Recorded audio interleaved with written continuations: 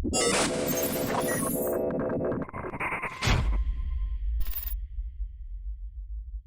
is up, you Alter Nerds? Welcome back to the Alter Nerd Reality Network. I am Chewburger84, and today we're going to be talking about the game that everyone's going to be talking about for the next couple of weeks, which is Harry Potter Wizards Unite.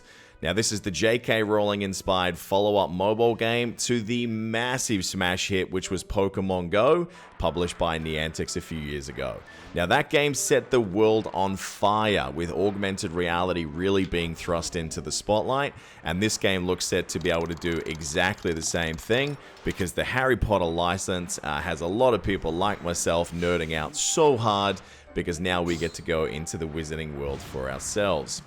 So the footage you're about to see, it is a little bit old. I was actually playing when I could in Australia and New Zealand on holiday a few weeks ago, but from the limited time I did spend with the game, I cannot wait for a few hours from now when we start to get the service go live here in Dubai in the UAE.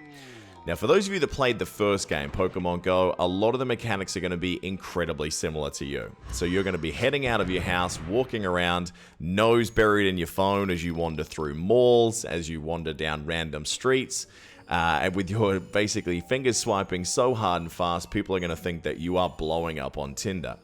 Now, the first thing that really jumped out at me as an improvement from Pokemon Go was the attempt at actually having a narrative. So seeing those familiar characters that we know and love from the wonderful wizarding world being voice acted in the story prompted waves of nostalgia that I didn't think I wanted from this game, but now that I've seen it, I don't think I want it any other way.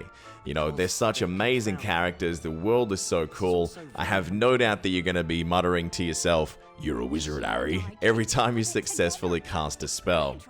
Now, instead of chasing Pokemon in this game, of course, you're going to be looking for confoundables. Now, these are magical creatures, items, or events that are causing mischief out in the real world, and it's your job to flick and swish them away before any of those pesky muggles see them. Now, spellcasting is done by tracing your finger along a spell design as fast and as accurately as you possibly can. And you're going to be rewarded with greater success if you can color between the lines as accurately as possible. Now, when you successfully complete a spell, the item or beast in question will be added away to your registry, and experience points will be added into your account as you level up. Of course, as you level up higher and higher, more and more game modes and story options are going to open to help allow you a much more rich and immersive experience. Now, of course, something else that's different from Pokemon Go is that you won't have eggs, but the equivalent of that in this game is called Portkeys. Now, Portkeys are going to be items that you will find all around the world, or in some cases, it looks like you may have the option to buy them. And when you use a key, which you get one free key at the start of the game, as you walk, they begin to unlock. Some unlock in 2 kilometers, some unlock in 5, some unlock in 10. Now, you will find additional silver keys as you walk around town, which will allow you to open multiple Portkeys at once if you are lucky enough to find a few at the same time. And as per the last game, you do have the option to be able to purchase some of those up front. So that way you can get the most bang for your buck out of every step that you take outside of your house. Now, when you unlock a Portkey, a very, very cool thing happens. You see the camera will switch on and you'll look around you looking for clues of magic. That'll open a magical doorway and you step into another room. In that room, you're going to try and solve some puzzles, and when you do, you get some incredible rewards. Sometimes you'll also get a random spawn of a magical event or beast that is a little bit harder to catch than normal, and this obviously means much more XP for you and your account. And this is a very, very fun mechanic, and a lot of people think that you are trying to take selfies in the middle of nowhere, which adds a little fun story for yourself and your friends. Now, eventually, as you continue further into the game, you're going to start to unlock different story mysteries, which provides even more fun narrative to your travels. But the thing that I was really surprised by is they're adding some traditional RPG, role-playing game elements into this game in the form of branching skill trees when you level up high enough that you're allowed to select a profession in the wizarding world. So there's a magi zoologist, a professor, and also an aura who have completely different skills, which allow you and your friends to take on different roles in the Harry Potter universe. Now, some of the skills you obtain allow you to have greater combat skills and defenses by yourself, and others will help you enhance and heal your fellow wizards and friends to allow them to stay in those more challenging fights for a lot longer. Now, of course, in a game like this, there are always items that can assist you in your travels, such as potions and sometimes scrolls. Now, as per minigames like this, you have the option of either walking around and collecting them. In this game, you tend to get more of these items when you find greenhouses in the open world, or you of course have the option to purchase as a microtransaction from the store.